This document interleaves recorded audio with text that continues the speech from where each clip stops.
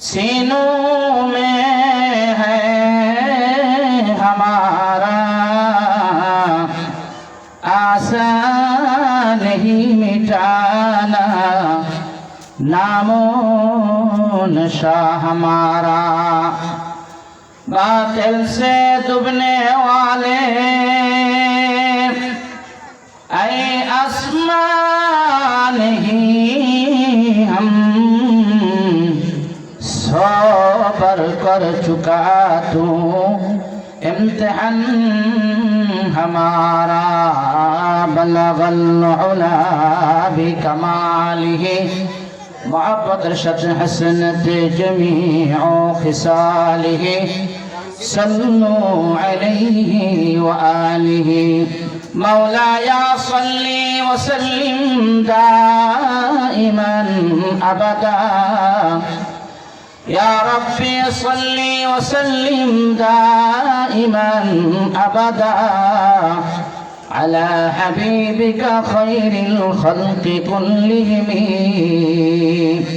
हुवल हबीबुल्लज़ी तुरजा शफ़ाअतुहु लिकुल्लि हौलिन मिनल अहवालि मुक़तहिमी।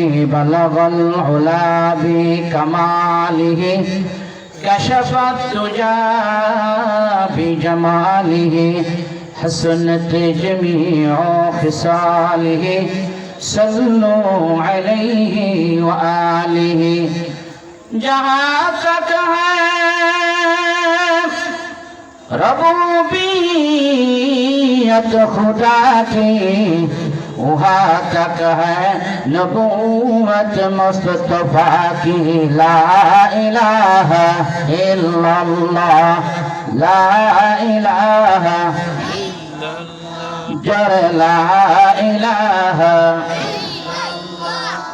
तेरी सूरत सबसे बेहतर तेरी सीरत नेक है इसलिए मैं आशिक हूँ तू मेरा महबूब है। ला इलाहा इल्लल्लाह ला इलाहा मोहब्बत शहीद ला इलाहा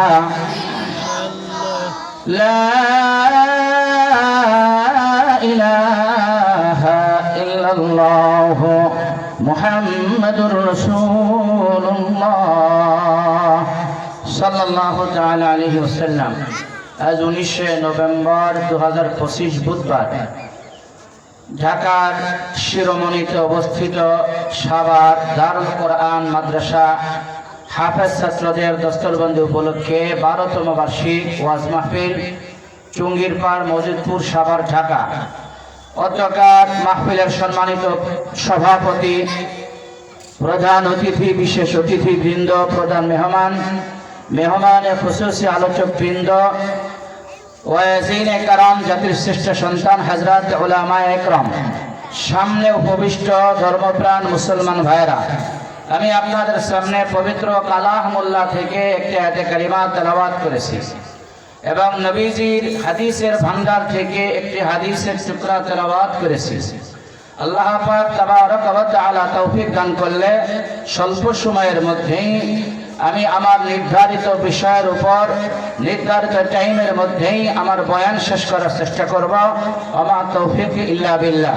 মুআজ্জাজ সম্মানিত উপস্থিতি, এ পর্যন্ত কোরআন এবং সুন্নাহের আলোকে অনেক ওলামা হযরতগণ বয়ান করেছেন, আরো সামনে অনেক ওলামা হযরত ওয়াজিনে কেরাম বয়ান করবেন। আমি আপনাদের সামনে একটি আয়াতে কারিমা তেলাওয়াত করেছি। আয়াতে কারিমার আলোকে সংক্ষিপ্ত পরিসরে দুই একটি কথা বলতে চাই। আল্লাহ পাক তাবারক ওয়া তাআলা আপনাকে আমাকে সৃষ্টি করেছেন, মানুষ সৃষ্টি করেছেন আল্লাহ, জিন জাতি সৃষ্টি করেছেন আল্লাহ, ফেরেশতা কুল সৃষ্টি করেছেন আল্লাহ। এক কথায় কুল কায়নাতের মাখলুকাতের যাহা কিছু আছে সমগ্র পৃথিবীতে, সপ্তম আসমান, সপ্তম জমিন, নদীর সাগর সহ সমগ্র পৃথিবীতে যাহা কিছু আছে সমস্ত সৃষ্টি মাখলুক সৃষ্টি করেছেন কে? সবাই বলি কে সৃষ্টি করেছেন? আল্লাহ। আল্লাহ পাক তাবারক ওয়া তাআলা বলেন তাবারাকাল্লাযী বিয়াদিহিল মুলকু ওয়া হুয়া আলা কুল্লি শাইইন কাদির আল্লাযী খালাকাল মাউতা ওয়াল হায়াতা লিয়াবলুয়াকুম আইয়ুকুম আহসানু আমালা ওয়া হুয়াল আজিজুল গফুর। আল্লাহ পাক তাবারক ওয়া তাআলা সূরা মুলক পারা নম্বর 29 আল্লাহ তাআলা ইরশাদ করেন, নিজের পবিত্রতা আল্লাহ নিজেই বর্ণনা দিচ্ছেন। তাবারাকা, আল্লাহ তাআলা পুত পবিত্র। আল্লাযী খালাকাল মাউতা ওয়াল হায়াতা, যিনি মউতকে সৃষ্টি করেছেন এবং হায়াতকে সৃষ্টি করেছেন। আল্লাহ তাআলা আয়াতে কারিমার মধ্যে সর্বপ্রথম মউতের কথা বলেছেন, তারপরে আল্লাহ তাআলা হায়াতের কথা বলেছেন। আয়াতে কারিমার আলোকে আপনাদের কাছে প্রশ্ন করতে চাই, মানুষ দুনিয়াতে আগে আসে নাকি আগে মৃত্যুবরণ করে? দুনিয়াতে মানুষ আগে আসে। মানুষ দুনিয়াতে আসে, তারপরে মানুষ মৃত্যুবরণ করে, অর্থাৎ মানুষের হায়াত আগে, তারপরে মানুষের মউত। বিষয়টি এরকম কিনা? আল্লাহ পাক তাবারক ওয়া তাআলা পাঁচটা আলম সৃষ্টি করেছেন, জগৎ সৃষ্টি করেছেন। আমার দিকে তাকান। এক নম্বর হলো আল্লাহ পাক তাবারক ওয়া তাআলা পাঁচটা আলম সৃষ্টি করেছেন। এক নম্বর আলমের নাম আলমে আরওয়াহ, রূহের জগৎ। এই রূহের জগৎ আপনি আমি ছিলাম, যেটা আপনার আমাদের জান্নাতের বাড়ি।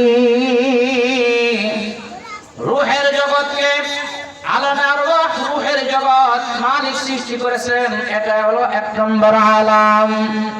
দুই নম্বর হলো আল্লাহ পাক তাবারক ওয়া তাআলা আলমে রেহেম সৃষ্টি করেছেন, অর্থাৎ আপনি আমি মায়ের উদরে, মায়ের গর্ভে ছিলাম 10 মাস 10 দিন কম বেশি মায়ের পেটের মধ্যে ছিলাম। আলমে রেহেম এটা আল্লাহ তাআলা সৃষ্টি করেছেন। এটা হলো দুই নম্বর জগৎ। তিন নম্বর জগৎ হলো আল্লাহ পাক তাবারক ওয়া তাআলা সৃষ্টি করেছেন আলমে দুনিয়া। এই দুনিয়া নামক জগৎ, পৃথিবী নামক জগৎকে আল্লাহ সৃষ্টি করেছেন। এ কারণে আল্লাহ পাক তাবারক ওয়া তাআলা বলেন, ওয়া মা আরসালনাকা ইল্লা রাহমাতান লিল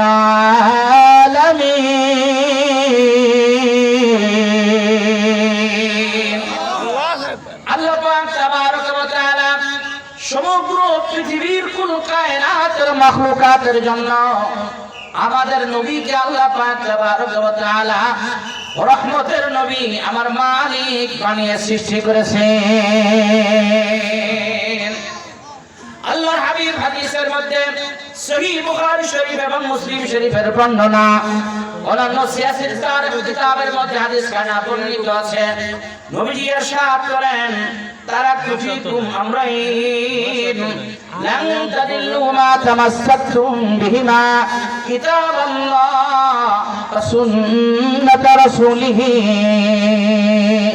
ও কামা ক্বালা নবী সাল্লাল্লাহু আলাইহি ওয়াসাল্লাম।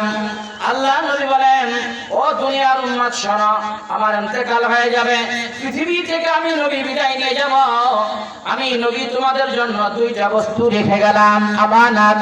এক নম্বর বস্তুর নাম হলো কোরআন, কোরআনুল কারীম, কিতাবুল্লাহ। দুই নম্বর বস্তুর নাম হলো আমি নবীর আদর্শ, আমি নবীর সুন্নাহ। যারা বলে সুবহানাল্লাহ। কোরআনুল কারীম এবং নবীর সুন্নাহ, দুইটা বস্তুকে নবী রেখে গেছেন। এই কারণেই আপনি আমি যদি কোরআন এবং সুন্নাহ দুইটা বস্তুকে যদি মজবুত ভাবে আঁকড়ে ধরি, নবী বলেন যত বড়ই ঝড় তুফান আসুক না কেন, ঈমানের পরীক্ষা আসুক না কেন, আল্লাহ পাক তাবারক ওয়া তাআলা ওই বান্দাকে আল্লাহ তাআলা পদস্খলন ঘটাবেন না। নবী বলেন ওই মানুষটা শরীয়তের উপর, ইসলামের উপরে টিকে থাকবে। যারা বলে আল্লাহু আকবার। পাঁচটা জগতের মধ্যে 4 নম্বর জগৎ হলো আলমে দুনিয়া। আল্লাহ পাক তাবারক ওয়া তাআলা আলমে দুনিয়া আপনাকে আমাকে বানাইছেন। 4 নম্বর হলো আল্লাহ পাক তাবারক ওয়া তাআলা একটা জগৎ বানাইছেন, এটাকে বলা হয় আলমে বারজাখ, কবর জগৎ। কি জগৎ? কবর জগৎ, আলমে বারজাখ। কবর জগৎকে আল্লাহ তাআলা বানাইলেন। 5 নম্বর হলো আলমে হাশর, হাশরের ময়দান। আল্লাহ পাক তাবারক ওয়া তাআলা এই 5টা জগৎকে মালিক বানাইলেন। 5টা জগৎকে আল্লাহ পাক তাবারক ওয়া তাআলা বানাইছেন। 5টা জগতের মধ্যে আমি আলোচনা সামনে রাখতে চাই আলমে বারজাখ, কবর জগৎ। আপনাদের কাছে প্রশ্ন করতে চাই, এই কবর জগতে আপনার আমার যাওয়া লাগবে কি লাগবে না? কথা বলেন, লাগবে কি লাগবে না? এমন একটা জগৎ আমার মালিক আপনার আমার জন্য বানাইলেন। আল্লাহ পাক তাবারক ওয়া তাআলা বলেন, কুল্লু নাফসিন যায়িকাতুল মাউত সুম্মা ইলাইনা তুরজাউন। পৃথিবীর সমস্ত প্রাণীকে মৃত্যুর সাদান করতে হবে। প্রত্যেকটা প্রাণী মৃত্যুবরণ করবে। দুনিয়াতে যার জীবন আছে, হায়াত আছে, যার আগমন আছে, মালিক বলেন তার মউত হয়ে যাবে। এ দুনিয়া থাকার জায়গা না, দুনিয়া অস্থায়ী। আর আখিরাত হলো আপনার আমার জন্য চিরস্থায়ী জায়গা। জান্নাত হলো আপনার আমার স্থায়ী জান্নাতের বাড়ি। যারা বলেন আল্লাহু আকবার। এজন্য দুনিয়ার মধ্যে আপনি আমি যখন মৃত্যুবরণ করব, কবর আপনার আমার কেমন হবে? অদস্ত কবর। যার ঈমান আমল ভালো হবে তার মউত ভালো হবে, যার মউত ভালো হবে তার কবর জগৎ ভালো হবে, যার কবর জগৎ যার ভালো হবে তার হাসর জগৎটাও ভালো হবে। হাসর ময়দান যার ভালো হবে ওই ব্যক্তির ঠিকানা হবে জান্নাত। এ কারণে হাদিসের মধ্যে আল্লাহ নবী ইরশাদ করেন, যখন কোন মানুষ মৃত্যুবরণ করে, মানুষ মৃত্যুবরণ করার পর ওই মানুষটার ঠিকানা হয়ে যায় কবর। আপনাকে আমাকে পুরুষের জন্য 3 খানা সাদা কাপড়ের কাপড়, মহিলার জন্য 5 খানা সাদা সচ্চা কাপড়ের কাপড়। ও আমার মা বোনেরা, আমার যুবক বন্ধুরা, আমার দাড়ি ফাঁকা বাবাজিরা, মা বোনেরা, একজন মানুষ মৃত্যুবরণ করার পর পুরুষের জন্য 3 খানা সাদা কাফনের কাপড়, মহিলার জন্য 5 খানা কাফনের কাপড়। এইটা হলো আমার সম্বল।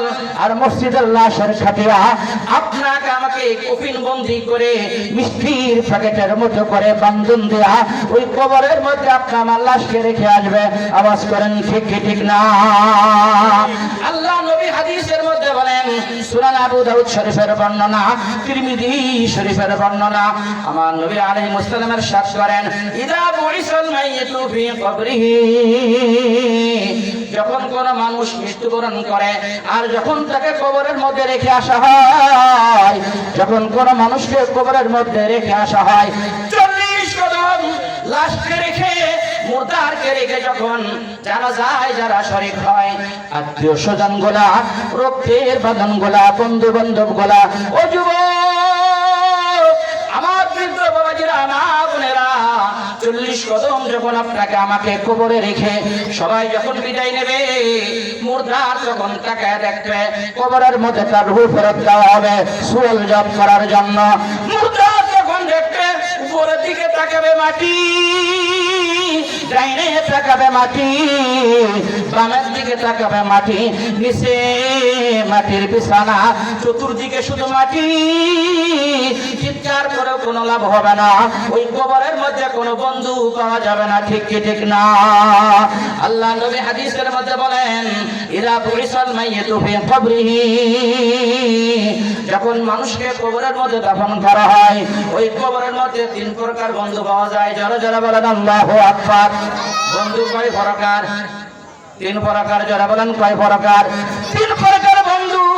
1 নম্বর হলো মুনকার নাকির যখন সওয়াল করার জন্য কবরের মধ্যে প্রবেশ করতে চায়, তখন মাথার পাশে দেখবে যা আল কুরআন ইনদা রাসিহি, এই দারুল কুরআন মাদ্রাসা পৃথিবীর সমস্ত বাংলাদেশের মাদ্রাসাগুলা হেফজখানা মক্তব, এই মাদ্রাসাগুলির মধ্যে কওমিয়া মাদ্রাসার মধ্যে কি পড়ালেখা করানো হয়? এই হাফেজ কোরআন আজকে দস্তরবন্দি হবে, মাথায় পাগড়ি দেবে, সম্মানের পাগড়ি। এই মাদ্রাসায় লেখাপড়া করার কি লাভ? আমাদের ছেলে মেয়েদেরকে হাফেজ আলেম বানানোর লাভটা কি? আলেমা মেয়েদেরকে বানানোর কি লাভ? হাফেজ ছেলেদেরকে বানানোর কি লাভ? আলেম বানানোর কি লাভ? আমার বন্ধুরা, কবরের মধ্যে মুনকার নাকির সওয়ালের জন্য যাবে, আর যাওয়ার পর দেখবে তার ডান পাশে মুর্দার যদি নেককার হয়, আপনি আমি যদি ঈমান নিয়ে যদি কবরে যাই, মাথার কাছে কুরআনুল কারীম বন্দুক হয়ে দাঁড়ায়া যাবে। নারায়ে তাকবীর। আল্লাহু আকবার। যখন সওয়ালের জন্য প্রবেশ করবে, দেখবে মাথার পাশে একজন সুদর্শন যুবক, কি সুন্দর দেহওয়ালা সুন্দর যুবক, নুরানি চেহারা দেখা যায়। বলবে তোমরা কারা? বলবে আমরা তো সওয়াল জবাবের জন্য আসছি, সওয়াল করার জন্য আসছি। মুনকার নাকির বলে কি সওয়াল জবাব করবা আমাদের কাছে বলো। এই বান্দা দুনিয়ার মধ্যে রাত্রে দিনে সে কুরআনুল কারীম তেলাওয়াত করত, দিনে সে কুরআন শরীফ তেলাওয়াত করত, রাত্রে কুরআন শরীফ তেলাওয়াত করত। এই সন্তান কুরআনুল কারীম তেলাওয়াত করত, তার সব তার মা বাবার কবরে পৌঁছে দেওয়া হয়, রূহের উপরে বকশিশ করা হয়। এই কুরআনুল কারীম তোর বন্ধু, আমি তার বন্ধু, প্রশ্ন কর, বন্ধুর পক্ষ থেকে আমি তার সওয়াল জবাব করে দেব। নারায়ে তাকবীর। যখন মাথার পার্শ্বতে ঢুকতে পারবে না, ডান পার্শ্ব দিয়ে ঢোকার চেষ্টা করবে। ডান পাশে যাওয়ার পর দেখবে আর একজন বন্ধু সেখানে বসা আছে। বলবে তোমরা কারা? বলে মুনকার নাকির, আমরা কবরে আসছি সওয়াল জবাব করার জন্য। বলে শোনো, ওয়াসসালাতু ইয়ামিনিহি, বান্দা পাঁচ ওয়াক্ত নামাজ মসজিদে গিয়ে আদায় করত, পাঁচ ওয়াক্ত নামাজ টাইম মতো আদায় করত। এই বান্দা পাঁচ ওয়াক্ত নামাজ দুনিয়ার মধ্যে টাইম মতো আদায় করত, মসজিদে যাইত। এই বান্দা নেককার মানুষ ছিল, তাহাজ্জুদের নামাজ পড়ত, নফল নামাজ আদায় করত। এই নেককার মানুষ কবরে আমরা ফেরেশতারা তোমার পক্ষ থেকে সওয়ালের জবাব দিয়ে দেব। যারা যারা বলেন আল্লাহু আকবার কাবীরা। ফেরেশতা চলে যাবে বাম পাশে, যাওয়ার পরে বাম পাশে দেখবে একজন সুদর্শন ফেরেশতা, সুন্দর যুবক বন্ধু রূপে দাঁড়ানো আছে। বলবে তুমি কে? বলবে আমি হলাম ওয়াসিয়ামু আন শিমালিহি, বান্দা দুনিয়ার মধ্যে রোজা রাখত, নফল রোজা রাখত, রমজানের ফরজ রোজা রাখত। বান্দা যে রমজানের রোজা রাখত, বান্দা যে সমস্ত সপ্তাহে 2টা রোজা রাখত, বৃহস্পতিবার এবং সোমবার, মাসে 3টা রোজা রাখত, আইয়ামে বীজের রোজা রাখত। আমরা বললাম সে রোজা নামক বন্ধু। আল্লাহু আকবার। পায়ের দিকে যাবে, যাওয়ার পর দেখবে, পায়ের দিকে যাওয়ার পর দেখবে আপনার ওখানে ইনদা রিজলাইনি, পায়ের পাশে যাকাত অনন্য আমল, পায়ের পাশে দাঁড়ানো। ধরে বলেন আল্লাহু আকবার। এই জন্য ইলম শিখলে, আলেম বানাইলে